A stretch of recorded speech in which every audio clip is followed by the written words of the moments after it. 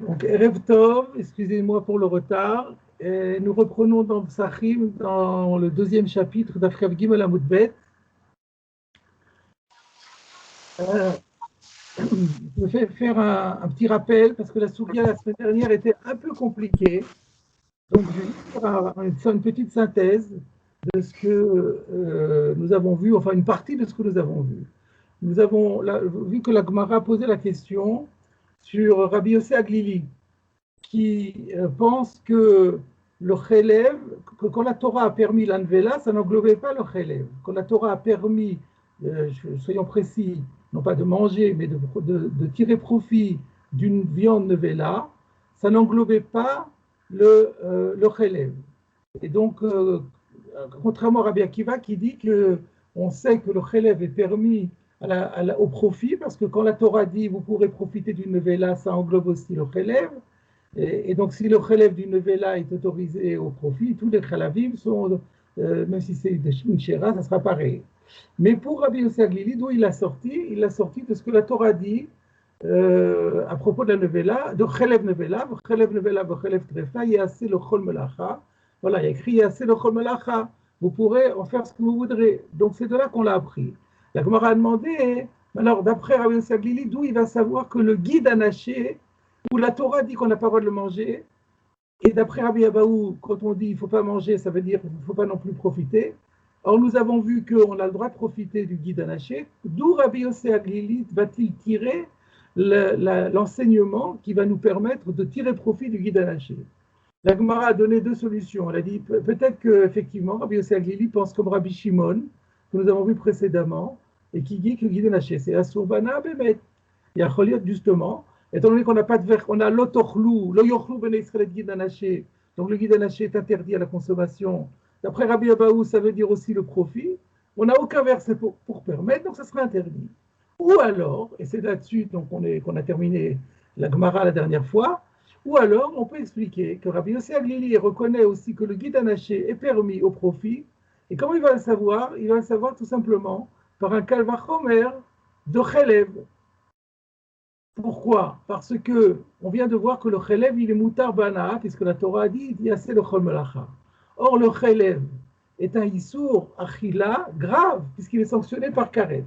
Donc, on peut faire le kalvachomer suivant. Si déjà le chelev, dont la consommation est interdite et sanctionnée par la peine de karet, et quand même la Torah nous a dévoilé qu'on a le droit d'en profiter, alors le guide anaché, qui est juste un simple lave sanctionné par la peine de Malkout, donc beaucoup moins grave, à plus forte raison qu'on aura le droit d'en profiter. Voilà ce que la Gemara a dit. Alors elle a dit oui, mais alors dans ce cas, c'est très bien. Mais nous, on a vu qu'il y a Rabbi Shimon qui n'est pas d'accord avec ça, qui pense que le guide anaché, il est à Sourbana. Pourquoi il ne ferait pas le Kalvachomer en question? Alors on a dit oui, mais parce que Rabbi Shimon, il a une objection sur le Kalvachomer. Il dit que d'un côté, c'est vrai que d'un côté que le chélèv a un caractère aggravant par rapport au guide, mais il y a aussi un caractère allégeant. C'est quoi le caractère allégeant? C'est que, comment la Gemara a exprimé ça? Elle a dit Sheken utar miklalo. Il n'est pas interdit de manière globale. Il y a des exceptions à la règle. Utar miklalo. À quoi on fait allusion? Au chelev chaya, la graisse qui se trouve dans un animal cachère, mais qui est du gibier, comme le cerf par exemple, la Torah permet le chelev. Et si la Torah permet le chelev, donc ça veut dire que l'interdit alimentaire du chelev n'est pas un interdit général. Il y a des exceptions. Dans le guide anaché, il n'y a pas ces exceptions-là. Donc d'un côté, il y a un caractère allégeant, d'un côté aggravant, mais aussi un caractère allégeant. Donc ça casse le calvaire chomer. C'est l'argument de Rabbi Shimon. Alors la Gemara, elle se retourne pour Rabbi Yossi Aglili. Alors elle dit, et Rabbi Yossi Aglili, qu'est-ce qu'il va dire à ça? Il va dire, oui, c'est vrai que dans l'absolu, le chelev, il y a des exceptions. Mais nous, on est ici dans le domaine de la BMA, du chelev BMA, parce que le contexte de ce passouk de chelev nevela, chelev nevela, chelev trefaya, c'est le chol melacha. Juste avant, la Torah parlait de kol chelev, shor, v'chesev, va'ez, l'otochelu, le bœuf, la chèvre et le mouton, ou l'agneau. Donc ce sont tous Donc, ce sont tous des bovins ovins, et c'est-à-dire des behemoths, des animaux domestiques. Il n'y a pas de gibier là. Et donc, puisque toute la règle, elle est dans, dans les behemoths, donc on ne tient pas compte de l'exception qu'est le gibier. Voilà comment on avait vu, on avait vu la Gemara la dernière fois, mais on n'avait pas très bien compris parce que sauf kol sauf, même si le contexte ici parle de la BMA, il n'en reste pas moins que le chélèv, l'interdit de chélèv, il souffre quand même une exception, qui est la chaya. Alors dans ce contexte, on ne parle pas de la chaya, mais il n'en reste pas moins que il y a quand même, si on compare à Guide, c'est quand même pas tout à fait pareil. Et alors, il me semble que Tosfot va répondre à cette question. Donc, nous sommes arrivés la dernière fois à la fin de Tosfot, où Tosfot Machelev chez Anouch Karet Mutarbanaa. Je ne refais pas le Tosfot, je le reprends exactement là où on l'a laissé, c'est-à-dire 4 lignes avant la fin. Hashta Ati Shapir. Et maintenant, ça va bien. Alors maintenant, ça veut dire, là, il faut quand même que je récapitule, c'est quoi le maintenant? Maintenant que Tosfot a donné son explication, l'explication qu'il a développée précédemment, c'est que le éther, que le éther que la Torah donne par rapport au chelev, en disant le chelev il est mutar bana'a, il faut comprendre, puisqu'il a été mis dans le contexte de chelev nevela, c'est pas par hasard, pourquoi la Torah elle a dit chelev nevela, elle aurait pour nous dire, elle aurait pu dire chelev yaseh lo chol malacha. Pourquoi elle insiste sur le nevela? C'est pour nous dire que le éther de Anaa, de chelev, c'est le même que nevela. C'est que tout se passe comme si la Torah disait, vous allez donner au chelev le même statut que la nevela. De la même façon que la nevela, elle est mutar bana'a, alors le chelev aussi, il est mutar bana'a à titre de nevela, comme si c'était de la nevela. Donc on considère que le chelev, c'est un morceau de nevela. Et alors Tosfot dit, Vashta, ben maintenant qu'on a dit ça, Atishapir Hadeka Amar, ça va bien aller, ce qu'on va voir ce qu'on a vu dans la Gemara, Ve'idach, on avait posé la question, et Rabbi Yosef Aglili, qu'est-ce qui répond à l'argument de Utar Miklalo?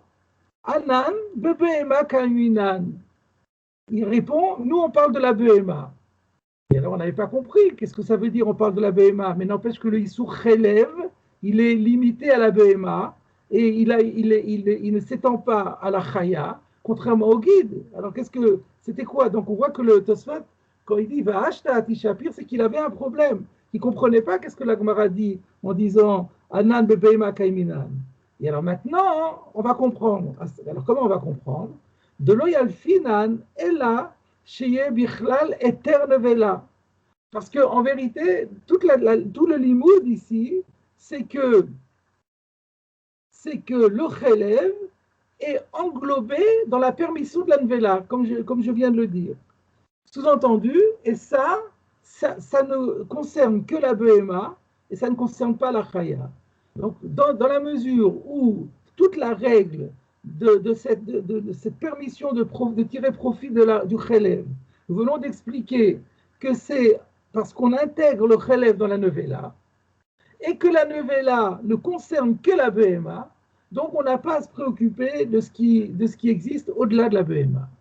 Alors moi, je n'avais pas compris initialement pourquoi est-ce que la nevela ne concerne que la behema. Est-ce qu'une chaya, c'est-à-dire un gibier, un cerf, qui est mort sans qu'on lui fasse la shrita, est-ce qu'il n'est pas nevela? Est-ce qu'il n'est pas assourd de manger au titre de nevela? Comment Tosfot peut-il dire parce qu'on dit que le chelev est comme nevela, donc ça exclut la chaya? Mais la chaya aussi, elle est nevela. Alors, en approfondissant un petit peu, en faisant des recherches, j'ai trouvé la Gemara dans Zvachim, Daf Ayin Amud Bet. La Gemara dans Zvachim, Daf Ayin Amud Bet, se pose la question de savoir si le chelev d'une chaya nevela est tamé. Alors c'est sûr qu'il est assourd, il y a un issour de nevela, sur une chaya, une nevela chaya, c'est sûr qu'elle est assoura. Mais est-ce que le chelev d'une nevela est source d'impureté. Et la Gemara, elle dit, non, le chelev d'une nevela n'est pas source d'impureté. Pourquoi? Parce que la Torah, quand elle a dit, le chelev ne excusez-moi, qu'est-ce que j'ai dit? Non, le contraire. La Gemara dit que le chelev d'une chaya, il est oui source d'impureté, comme la nevela. Alors que, alors que nous, on a dit que le chelev ici, que le chelev d'une nevela, il n'est pas source d'impureté, mais par contre, si c'est le chelev d'une chaya, il est source d'impureté. Et parce que, comme sous-entendu, comme il y a écrit Yéasé le chol melacha, ça veut dire on peut en profiter, et on peut aussi, si on peut en profiter, c'est que ce n'est pas source d'impureté. Donc dans ce verset, le chelev behema n'est pas source d'impureté. La Gemara demande, et qu'en est-il du chelev chaya? Ah, le chelev chaya reste source d'impureté. Le chelev d'une chaya nevela reste une source d'impureté. Et pourquoi? Parce que quand la Torah dit Achol lotochlou, elle dit, je parle de quelque chose qui, si c'était de la viande, serait permis à la consommation. Et par contre, c'est seulement parce que c'est du chelev, parce que la Torah, elle dit, encore une fois, chelev nevela, chelev trefa, yaseh le chol melacha, ve'achol lotochlou. Le chelev est permis à la na'a, mais vous n'avez pas le droit d'en manger. Donc le pasouk ne parle que d'une chelev dont on n'a pas le droit de manger. Et de ce chelev dont on n'a pas le droit de manger, elle dit que on peut en tirer profit et aussi qu'il n'est pas source d'impureté. Mais comme le chelev chaya, il n'est pas interdit à la consommation, donc le achol lotochlou ne peut pas s'appliquer sur une chelev chaya. On a la preuve que le verset qui dit chelev nevela chelev trefa yaseh le chol melacha, il ne parle pas de chelev chaya, il ne parle que de chelev behema. Et tous les dinim qui sont dans ces psukim-là ne traitent pas du chelev chaya. Donc on voit que le chelev chaya, alors que le chelev d'une nevela, du behema nevela, il est pas métamé, et bien le chelev d'une chaya, il est oui métamé. Donc du coup, c'est ce que dit la Gemara ici. Maintenant, on comprend bien ce que dit la Gemara, c'est que, étant donné que dans ce verset, on ne traite que de la BMA, et que dans la BMA, dans le cadre de la BMA, il n'y a pas de Outar Miklalo, alors dans ce cas-là, on comprend très bien pourquoi la Gemara dit que ce n'est pas un tzad allégeant, ce n'est pas un caractère allégeant. Et on termine la phrase de Tosot, Aval be'alma, modé de Parir Shapir. Mais en général, on pourra très bien apposer l'objection de que Chelev, c'est Outar Miklalo. Alors j'explique ça aussi. Là encore, il y avait une nouvelle question que Tosot soulevait. C'est que on voit dans des Gemarot que des fois la Gemara, elle fait la distinction, elle applique l'idée que le Chelev, qui est... Oui, d'accord. Donc, encore une fois, on voit des Gemarot qui disent qui font valoir le fait que le Chelev, il est Outar Miklalo. Alors que chez nous, on dit, on peut pas faire valoir dans le din de Chelev, le din de Outar Miklalo, parce qu'on parle que de Behema. Et pourtant, ailleurs, on le voit. Par exemple, où est-ce qu'on voit ça? Quand la Gemara, elle veut déduire un din de Chelev, elle veut le déduire de Chametz à Pessah. Alors, par rapport à quoi, par exemple? L'ilmod Chelev Mechametz, chez Im, chez Im, qu'est-ce que j'ai écrit là? J'ai oublié. C'était quoi l'idée là-bas? On voulait déduire.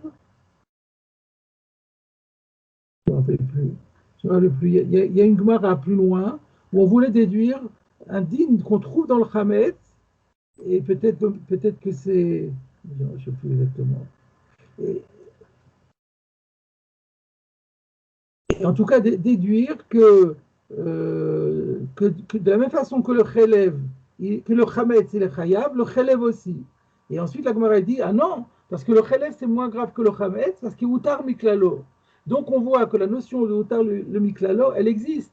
Et comment se fait-il qu'ici on dit non, elle n'existe pas parce que le chelev ne concerne que la BMA. Le Issur Chelev n'est que pour la BMA, c'est ça la question de Tosfot.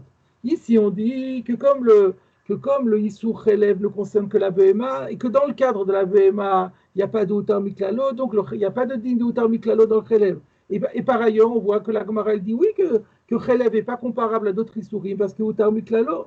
Alors Tosfot répond, il dit non, non, d'une manière générale, Utar Miklalo, c'est sûr que Chelev c'est Utar Miklalo, puisque c'est ce qu'on disait, c'est que le chelev est un interdit sur toutes les graisses. On aurait dû penser que même la graisse de gibier est aussi interdite. Et le fait que la Torah ait permis la graisse de gibier et interdit les autres graisses, c'est un caractère allégeant par rapport aux autres interdits qui n'ont pas d'exception.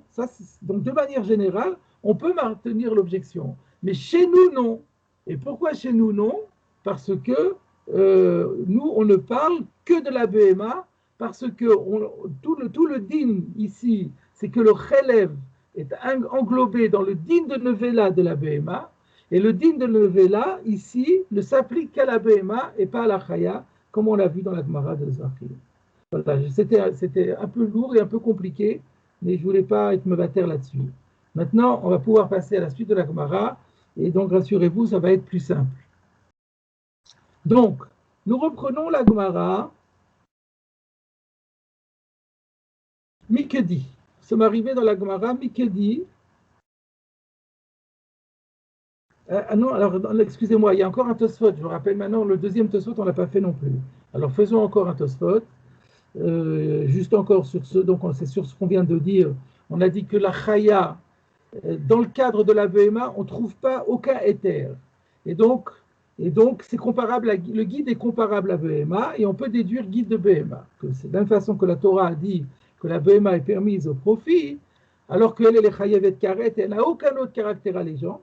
Le guide qui n'est pas aussi grave parce que il n'a pas karet, donc il est beaucoup plus léger que la BMA, donc c'est sûr qu'il sera permis à l'ANA. Ça demande, en le hakshot, il n'y a pas lieu de poser la question de guide chaya mialitza, que le guide d'une bête, que le nerf sciatique d'une bête sauvage, on devrait l'interdire. Pourquoi? Alors pourquoi on devrait l'interdire? Parce que tout ce que nous avons dit ici, c'est que le din de Chelev, elle n'a été dit que pour la BMA. Donc, quand on compare le Issour Chelev de BMA et le Issour Guide de BMA, on ne peut pas trouver un caractère plus grave de guide sur BMA. Et donc, on peut déduire la permission de profiter pour le guide, on peut le déduire de BMA. Tosfot dit, bon, ça c'est bien parce qu'on parle d'une BMA. Maintenant, essayons de nous demander quelle sera. Est-ce qu'on a le droit de tirer profit d'une nerf sciatique d'une chaya? Là, on ne peut plus faire le kalvachomer en disant si déjà le chelev de la chaya, il est permis au profit. Et le chelev de la chaya, c'est pas qu'il est permis au profit, c'est qu'il est complètement permis à la consommation aussi, alors que le guide ne l'est pas. Donc, tu ne peux pas déduire que le guide sera permis au profit dans la chaya. La démonstration que tu l'as faite, c'est valable pour la BMA, mais pour la chaya, donc le guide de chaya, tu ne peux plus faire le kalvachomer. Alors, on devrait dire, et on n'a jamais vu ça, dit Tosfot, que le nerf sciatique d'une bête sauvage devrait être interdit au profit. Alors, pourquoi est-ce qu'on ne le dit pas? Réponse. De qui va de Shel BMA, l'Omitza Bana? Réponse. Étant donné que nous avons démontré qu'au moins en ce qui concerne le guide anaché d'un animal domestique, lui, il n'est pas interdit au profit, puisqu'on a fait le kalvachomer à partir de la graisse. Imken, dans ces conditions, lo yochal dirtil gabe guide hanaché, quand la Torah dit lo yochal, en fait elle dit lo yochlu, mais bon, on ne fait pas attention aux détails. Quand la Torah dit on ne mangera pas du guide hanaché, on est obligé de dire que ça n'englobe que la Achila, puisque quand la Torah dit Lo yochlu gid anaché, elle parle aussi bien de guide Behema que de guide Chaya. Alors guide Chaya, on ne sait pas quel est le din, mais en tout cas guide de Behema, c'est sûr que c'est Mutarbana. Donc à partir du moment où la Torah, elle dit Lo yochal, et que le Lo yochal, en ce qui concerne la Behema, montre que c'est permis au profit, alors, dans ces conditions, on n'a plus aucune source pour interdire le guide anaché de la chaya. Alors, donc, imken lo yochal dirtiga be guide anaché be'achila dafka kama. Donc, on sait déjà que quand la Torah, elle interdit le guide anaché d'une manière générale, elle ne parle que de consommation et pas de profit. Ou me eicha teitelan l'essor shel chaya bana.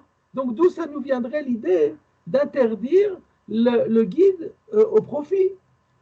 Donc la question de Tosfot était, mais j'ai pas de kalvachomer pour permettre le profit du guide d'une chaya. Tosfot répond, mais j'ai pas besoin d'un kalvachomer puisque j'ai aucune raison de penser que ça serait Asur Bana'a. À partir du moment où j'ai démontré que le guide anaché d'une Behema est Mutar Bana'a, je prouve par là que l'oyochlu du guide anaché ne connote que la consommation et pas le profit. Donc je n'ai plus aucune source, aucune référence qui indiquerait que le guide d'une chaya serait interdit au profit. Donc, je n'ai pas besoin de kalvachomer. Donc, automatiquement, c'est permis. Donc, la démonstration, elle est comme ça. On commence par le guide Behema. On montre que le guide Behema est nécessairement moutar au profit parce que kalvachomer de Chelev qui est moutar au profit alors qu'il est chayav karet. Donc, le guide d'une Behema, automatiquement aussi. Donc, le lo yochlu du guide anaché veut dire manger et pas profiter. Donc, je n'ai plus de source pour interdire le profit. Donc, le profit reste permis. Voilà, comme ça, on a fini complètement la sougya précédente et on va pouvoir continuer la Gemara. Alors, la Gemara, c'est Mekedi Otvinu. Pardon. Oui, oui, avec plaisir. Ça ne fait pas une question pour Rabbi Abaou, puisque c'est une exception, là. C'est un Yorlou qui permet la Hana. C'est une question qu'on avait posée, ça, déjà. Et c'est sur les deux, en plus. C'est sur les deux, c'est pas que Rabbi Abaou. Si, le Yorlou, c'est que Rabbi Abaou. Pour Rabbi le Yochal. Mais c'est le Yochal, c'est pas interdit pour Chizkia. C'est le Yeachel qui est interdit pour Chizkia. Ah, le Yeachel, pardon. Donc là, on dit le Yorlou. Donc c'est une question, vous posez la question sur Rabbi Abaou. Alors je vous rappelle que c'est une question que la Gemara a posée. Daf Kaf Gimel Amud Aleph. Où est-ce que c'était? Un instant, il y avait d'abord Nazir. Non, c'était avant. C'était Kaf Bet Amud Bet. Oui. Ah non, attendez, qu'est-ce que je dis? Il y avait Ever Minachai. Ever Minachai, on avait parlé. On n'a pas vu guide?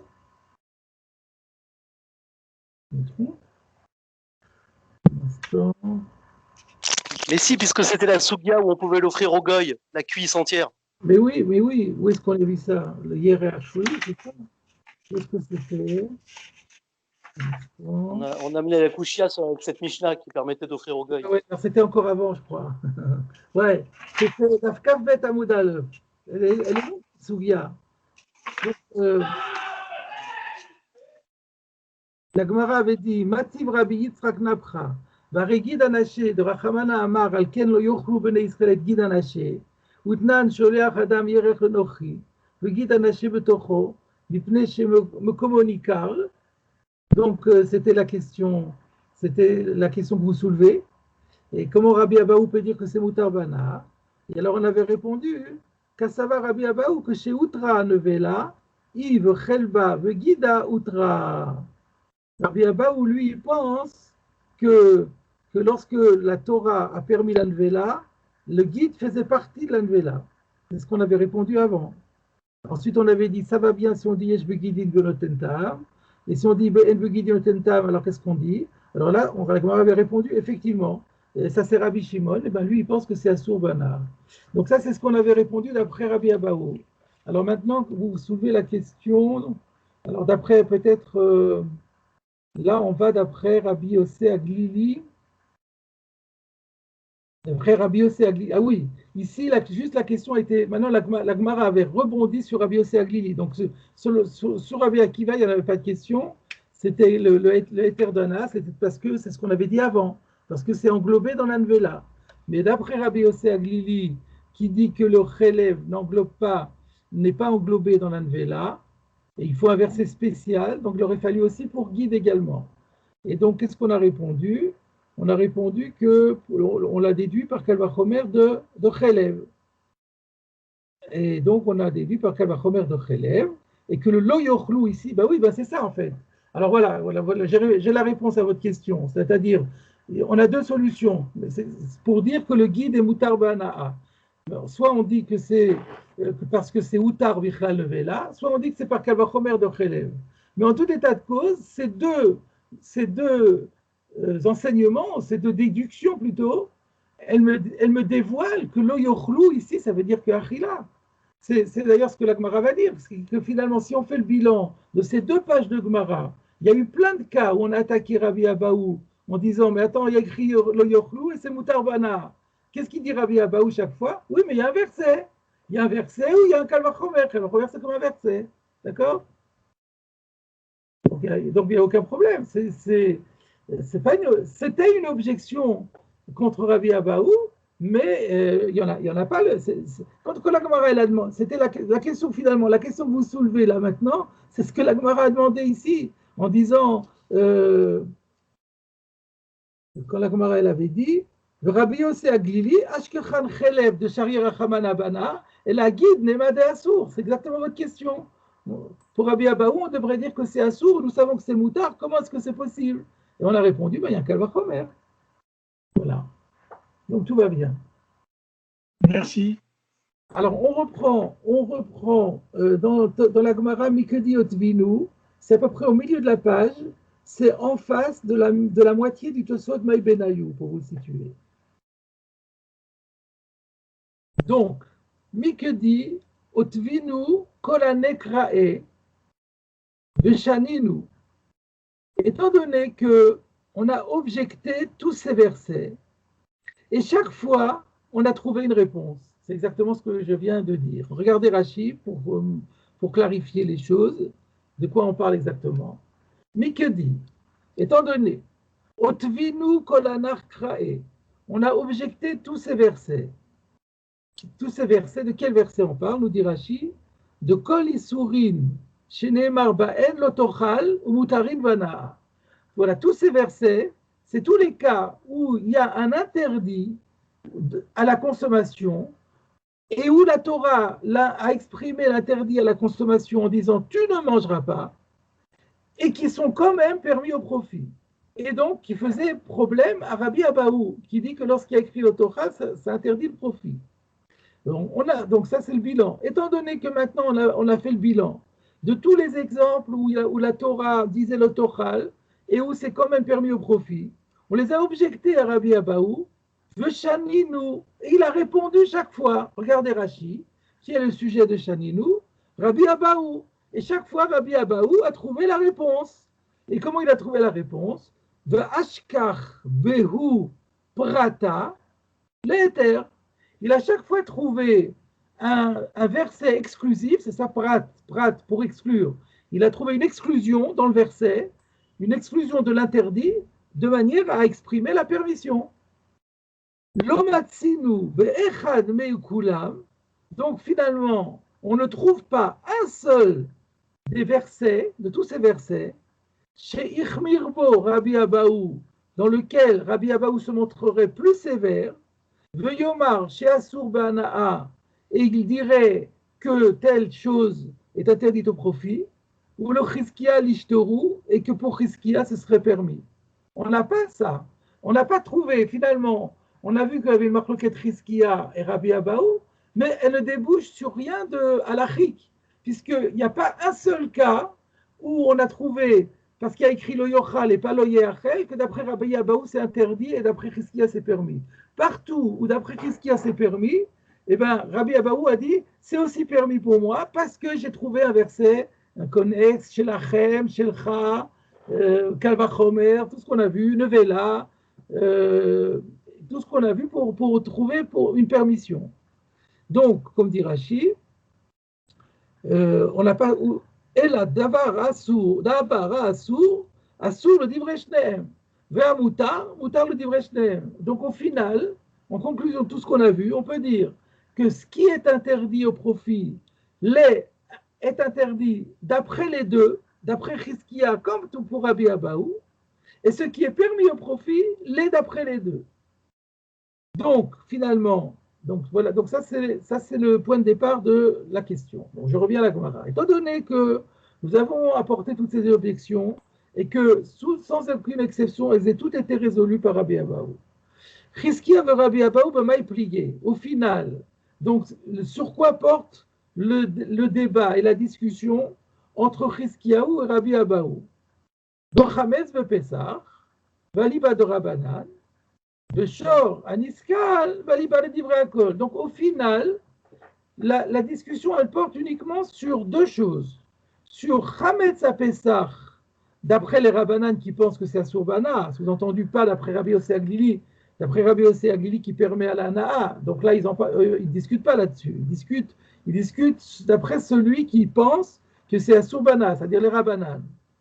Et ça, c'est un cas où il y a une discussion entre Chizkiya et Rabbi Abahu. Et l'autre cas, c'est Shor Aniskal, Valiba de Divrei Hakol. C'est le cas du taureau qui a commis un homicide et qui doit être lapidé et qui est interdit non seulement à la consommation, mais même au profit. Et ça, c'est Valiba de Divrei Hakol. Il n'y a aucun Tana qui est en désaccord avec ça. Et alors, où est le débat? Donc tout ça, c'est pas nouveau. Hein, c'est une sorte de rappel qui est introductif de la question qui va suivre. Donc, où est le débat? Chizkiya nafikle miloye achel. Donc, aussi bien dans Chametz à Pessah que dans Shor Aniskal, Chizkiya a dit, pour moi, l'interdiction de profiter se déduit tout simplement de la forme grammaticale du verbe ne pas manger, loye achel au nifal, au passif. Quand il y a écrit un passif au lieu d'un actif, c'est pour connoter la défense de profiter, comme on a déjà vu. Rabbi Abahu. Et Rabbi Abahu lui dit c'est pas à cause de ça. Nafikle milvela lui dit non, c'est pas de là que ça se déduit de nevela, c'est-à-dire que puisque la Torah, elle avait dit kol nevela lotochelu, elle n'a pas dit lo yachel, elle a dit lotochelu, vous ne mangerez pas, à l'actif. Et quand même, elle s'est sentie obligée de dire la guerre asher bisharecha titnena ba'achala omachol anochi pour nous dire que c'est permis au profit.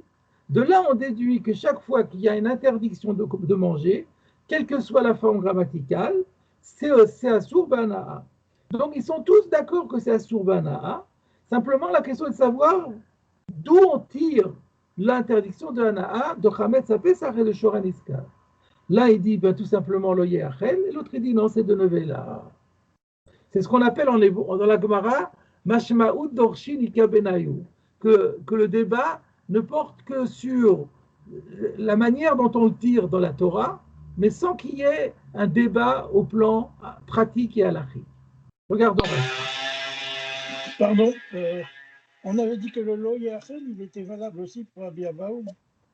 Oui, mais pas. Donc il n'a pas besoin de Nevela. Mais si, Nevela, c'est la base de la base. Ah, d'accord. D'où on sait. D'ailleurs, on va voir Rashi va vous le dire. Pour Rabbi Abahu, lo yachel, ça ne dit rien de plus que lo yochal. Il n'est pas d'accord avec Chizkiya.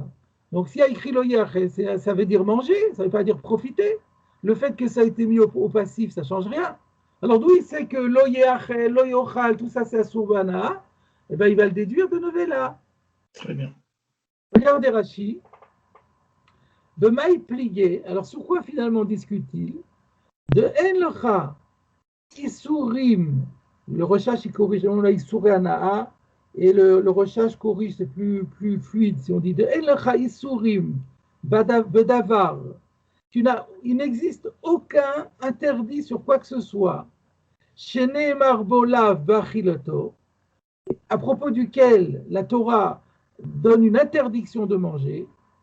Shelo nemarbo prat leatir, qui n'est pas automatiquement, qui ne dispose pas d'une exclusion qui vient permettre le profit. L'atir, le recherche rajoute et ana, l'atir ana.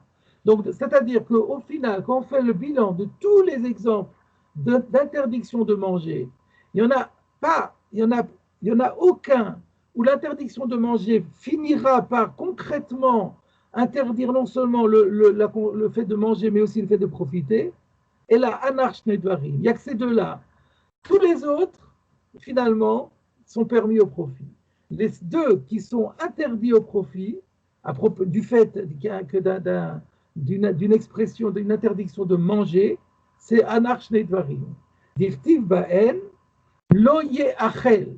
Et ces deux exemples sont deux exemples où la Torah dit lo achel pour les deux, à savoir Kogon, Shor aniskal, V'chametz pesach, ou ben lemar asuri. Donc voilà, le seul exemple où les seuls deux cas où ils discutent sont des cas où il y a Issourana. Dans tous les autres, il n'y a pas de Issourana, donc il n'y a pas matière à débat. Pour qu'il y ait matière à débat, il faut qu'il y ait interdiction de profiter. Il n'y en a que deux où il y a une interdiction de profiter. Il se trouve que ces deux-là, la Torah a exprimé la défense de profiter par l'oye achel. Alors on a dit Shoraniskal, non, Chametz de Pessah aliba de Rabbanan, c'est quel Rabbanan? Pourquoi on précise seulement d'après les Rabbanan? Rachidi, aliba de Rabbanan, de pliquer aller de Rabbi Yossi Aglili. Il s'agit des Rabbanan qui sont en désaccord avec Rabbi Yossi Aglili dans Chametz, d'Amar le El, Chametz de Pessah, Mutarbana, parce que Rabbi Yossi Aglili, on avait vu plus haut, que lui, il pense que le Chametz à Pessah, il est permis au profit. Donc évidemment, d'après lui, il n'y a pas non plus matière à débat. La matière à débat n'est que d'après les Rabbanan qui pensent que le Chametz est Asur Bana. Donc on a dit que là, il y a un débat, dans le sens que Rabbi Abaou, commençons par Chizkiya va le déduire de l'Oye Achel, et Rabbi Abaou va le déduire de Nevela. Alors qu'est-ce que ça veut dire déduire de Nevela? Regardez Rashi, mi Nevela, mi de Itzterir Kra, le Mishre Nevela. C'est du fait que la Torah a été obligée, s'est sentie obligée de préciser que la Nevela, on peut en profiter. De I avektiv lotochal, nami avemetzere. Donc de là, on déduit que même si dans Chametz, la Torah n'avait pas dit loye achel, elle avait dit simplement lotochal, on aurait aussi dit que c'est assour. Donc de Nevela, on apprend la règle que chaque fois qu'il y a une achila avec un lave, ça connote le issour anaa, et peu importe si c'est yochal ou yachel. Chizkiya, lui, il dit non, non, c'est pas de Nevela du tout qu'on apprend, et c'est de l'oyachel, et la chance, c'est que la Torah dit l'oyachel, elle a dit l'otochal, ça n'aurait pas été assouvana.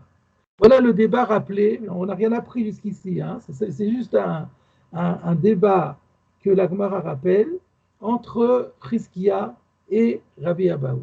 Alors maintenant, on arrive à la question.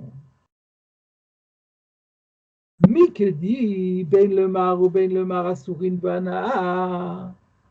Étant donné que d'après l'un comme d'après l'autre, c'est-à-dire d'après Chizkiya comme d'après Rabbi Abaou, d'après Rabbi Abaou comme d'après Chizkiya, asourin bana, de toute façon, c'est interdit au profit.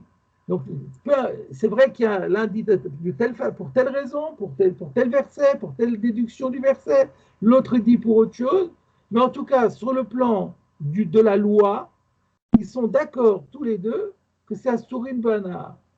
La Gemara demande, Maï Benayou. Mais alors, où est le débat entre eux? C'est-à-dire, pas où est le débat entre eux, quel cas les départagera au niveau halachique? C'est-à-dire que la Gemara sous-entend que ce n'est pas possible qu'on dise ici Mashmaout Dorshin Ika Benayou. Ça a l'air trop. Je ne sais pas pourquoi d'ailleurs, mais parce que il n'y a pas de. Il y a eu tellement d'implications dans ce débat. Si tout ce débat finalement débouchait sur rien de concret, sur rien de halachique, on a du mal à imaginer que Chizkiyahu et Rabbi Abaou se seraient acharnés chacun à défendre sa position, alors que finalement, ça n'a pas d'importance qu'on dise comme ça ou qu'on dise comme ça, le résultat est le même. Donc la Gemara, elle postule qu'il faut qu'on trouve une nafkamina, c'est-à-dire une implication pratique et halachique de leur débat. Et la Gemara demande, mais c'est quoi le débat? C'est quoi le cas? Alors on va voir la réponse de la Gemara. La Gemara répond, Ika benayu Choulin shenishlotu ba'azara. La différence qui les oppose, là où il va y avoir effectivement un décalage halachique entre Chizkia et Rabbi Abahu, va porter sur Choulin shenishlotu ba'azara, c'est-à-dire un animal profane que, à tort, on a fait rentrer dans l'enceinte du Beth Amikdash et où on lui a fait la shrita. Rappelons que nous avions étudié déjà ce principe de Choulin shenishlotu ba'azara.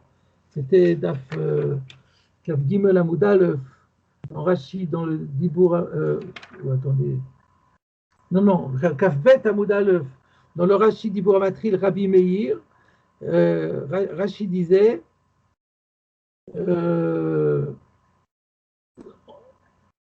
Choulin shenishlotu ba'azara, le nafkalan behu isur achila, d'où on déduit qu'on n'a pas le droit de les manger, de katav, parce que la Torah dit dans Dvarim, dans Parashat Re'eh, ki yirchak mimcha amakom, vezavarta va'achalta. Si tu habites loin du Beth Amikdash, tu auras le droit de faire la shrita et tu pourras manger. Berichuk makom, si tu es loin, c'est-à-dire si tu n'es pas dans l'enceinte du temple, à ta zover ve'ochel, tu as le droit de faire la shrita et manger. Ve'i ata zover ve'ochel ve'kiruv makom. Mais tu n'as pas le droit de faire la shrita et de manger si tu te trouves à l'intérieur du Beth Amikdash. Et si tu fais la shrita, ben, tu n'as pas le droit de manger. Mais il n'y a pas écrit l'otochal là-bas. Il y a juste écrit, c'est par déduction de Vezavar Tabachalta. Et donc la question était, est-ce qu'il y a Issour Anaa ou pas? Donc c'est de ça que nous parlons maintenant. Et c'est là-dessus qu'il va y avoir un débat entre Rabbi Abahu et Chizkia. Alors je reprends la Gemara. Chizkia savar, lo yeachel, limuteani.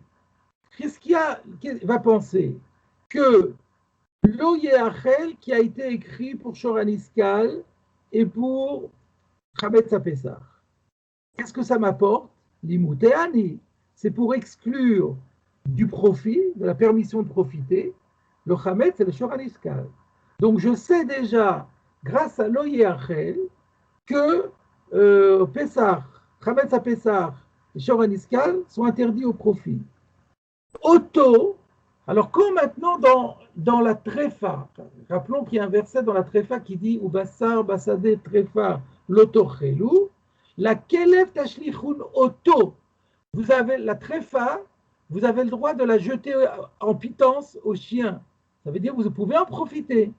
Donc la Torah me dit vous avez le droit de profiter de la tréfa, et elle met auto, en disant mais uniquement la tréfa. Il y a quelque chose d'autre que tu n'auras pas le droit de profiter.